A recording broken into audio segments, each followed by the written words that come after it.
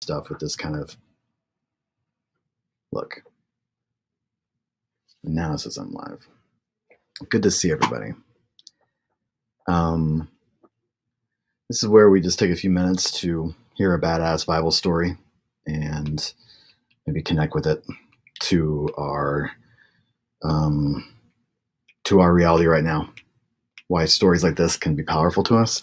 This story is from Luke's Gospel. I've been thinking about it because of how sometimes we engage with Jesus and how Jesus engages with us. Think about telling these stories, I think, is that we can get just a little small piece of maybe what Jesus may have been like as a person who walked the earth. On the way to Jerusalem, Jesus was going between the regions of the Galilee and Samaria.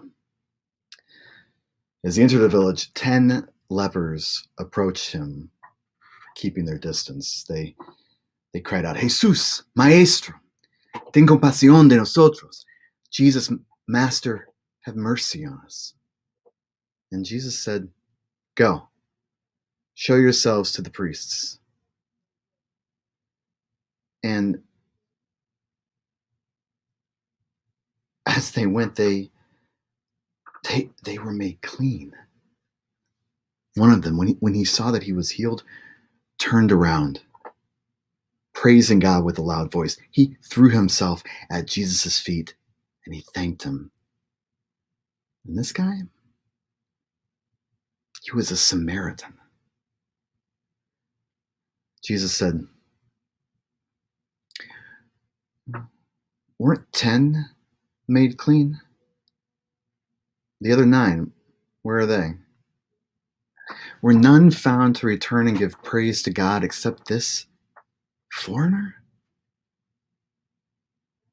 And he said to the man, "Levántate y vete, por tu fe has sido sanado."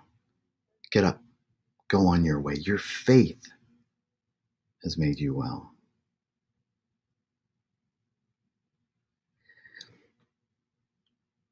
There are a lot of pieces around this story that are hard to comprehend. Anytime we try to go 20 centuries back in time, it's difficult, right? To try and understand what it must have been like in that time. But specifically for a healing story for me, what's fantastic is that the person who does turn around, that's literally that word repent, the one who turns around, it's the one that we are never ever meant to expect. Can't be said too often. But in that time, 20 centuries ago, and even today in some ways, the Samaritan was the worst person imaginable to Jesus' audience. It's why the parable of the Good Samaritan and those words never are seen together, right? Because there's no way that anybody would call a Samaritan good. This is the same kind of feeling. The storyteller tells us twice, right? On the way to Jerusalem, he was passing through Samaria. And then, of course, the main piece, the center of the story is the Samaritan.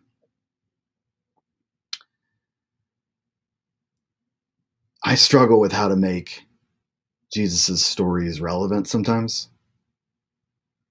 But this one just constantly reminds me that those who are on the margins, again, not just Samaritans, that's one level, but then that these people are lepers, right? That they keep their distance, obviously recommended socially distance guidelines from Jesus, right? But they kept their distance because they were unclean, of course. Thus, Jesus' direction to show yourselves to the priests. Maybe they didn't get it right away, but I imagine as they start walking, they see that they are cleaned, that they are healed.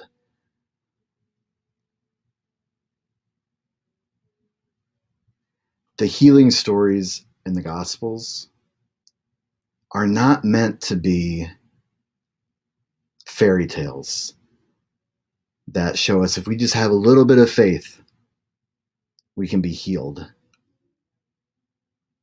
It's important for us to remember that every gospel writer, Luke included, has a story to tell, has an agenda. And so I'm wondering about this story specifically and how Jesus goes through a Samaritan village and, surprise, surprise, heals a Samaritan person. It seems more and more to me that these gospel stories are these healing stories that Jesus never gives himself the credit, right? Always, your faith has saved you. Your faith has made you well. I think sometimes that's ended up taking on the idea of we are responsible for our own faith, that we have to have a certain amount of faith or else nothing really happens. I don't know, but I think this story, and I think a lot of Luke, are very, very much concerned with stories of hope in the midst of fear, stories of healing in the midst of sickness. And in 2020, I think we can look at healing stories, not that they're magically cured of COVID-19 or that they got a new experimental drug and now everything's okay. There's still a lot that we don't know. And so maybe it's good to be a little hesitant to share stories of healing in a time of pandemic. I'm still kind of struggling or thinking through what that means. What is it? How does it benefit us? Or maybe another question, how do we become more intentional and thoughtful in our telling and retelling of stories today, and specifically stories of healing in a time of pandemic?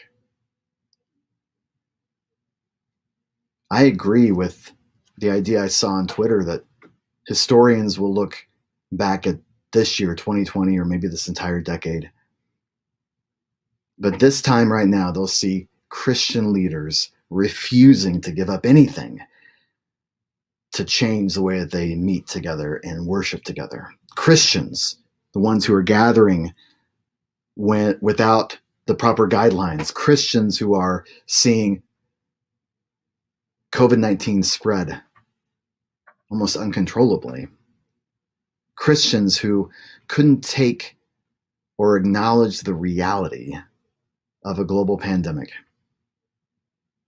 I have seen more than a few Christian leaders refer to the pandemic as not a big deal, or worse, that it was somehow manufactured in China. Way off, way down the conspiracy rabbit hole. And that's not what this is for. And I think to really be clear and aware of what these stories tell us in a time of pandemic, and what stories of healing and hope, and how those stories could be used, could be told, could be passed through our story, passed through our communities in times like this. Specifically, something I've heard very many times, but still rings true: Mordecai to Esther for such a time as this. Anyways, that's a story. What do you think? It's good to see all of you, and I hope your week goes well. And I hope that these stories and the stories of the Bible can somehow guide us in turbulent